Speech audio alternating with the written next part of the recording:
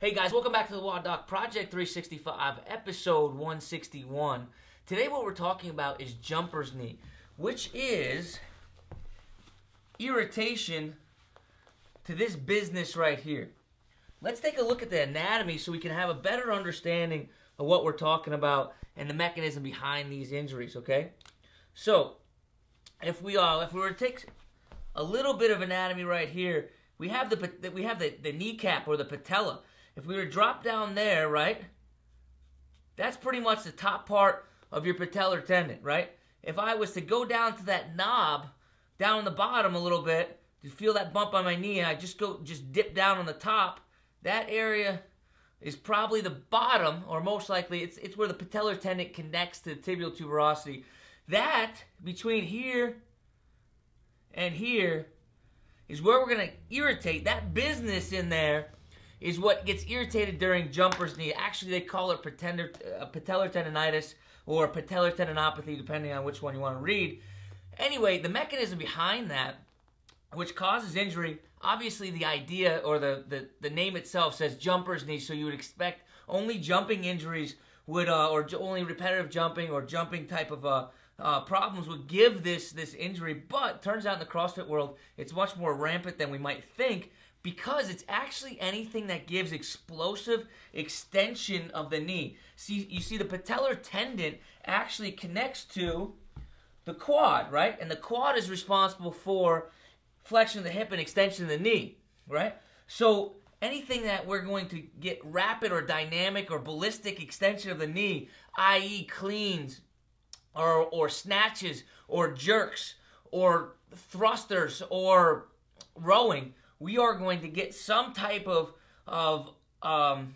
irritation possibly to this area. So how are we going to take care of that? That's what we're going to do right now. We're going to start out by getting the meaty tissue, right, which is the quad. We've seen this one 1,000 times. It's just a simple quad roll, right?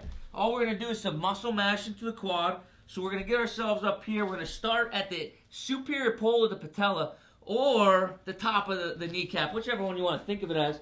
And all we're going to do is roll all the way back, all the way forward. We're going to try to get the entire meaty portion, get a little muscle mash in there, okay? Spend about 2 to 4 minutes in there. We could do various different techniques. We could do a little pin and stretch here where we find a tight spot and then do some leg curls. That's all great and good, but we want to get in there and really get that tissue kneaded up and beat it up and ready to go. Once I do that, I'm going to focus some more treatment specifically between these 2 points of which I made. How do I do that? I get into the kneeling position and I just get myself right over this ball and I'm able to control the roller with my hand. Now, this is good for people that have really inflamed tendons and they're not ready for the next step. I like to go with the more focal approach. This is just a little bit of a weighted bar. You can use your barbell or you can use a broomstick, or if you go to Catholic school, you could just be bad and the nuns can make you jump on the roller. Who would ever thought they can help your knees, right? But here's what we're going to start to do. We're just going to start with some compression over the tendon, okay?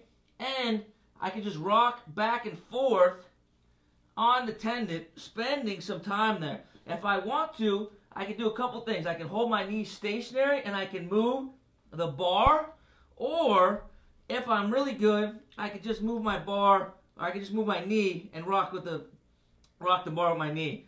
If I'm like an animal, I can get up, take all my weight off, and just do it like such. It all depends on your level of comfort and your level of how irritated that tissue is. But example or steps to the matter go: take care of the meaty part of the tissue, then do some focal deep compression tissue work, muscle mashing to this portion right here, and that's above the tibial tuberosity but below the kneecap. That's that part that's going to get inflamed with jumper's knee, and that's how we're going to take care of it. Guys, we want to spend about 2 to 4 minutes on the meaty portion, another 2 to 4 minutes on the patellar tendon portion, and that's how we're going to take care of it. Guys, until tomorrow, we are optimizing function to optimize performance. See you guys tomorrow.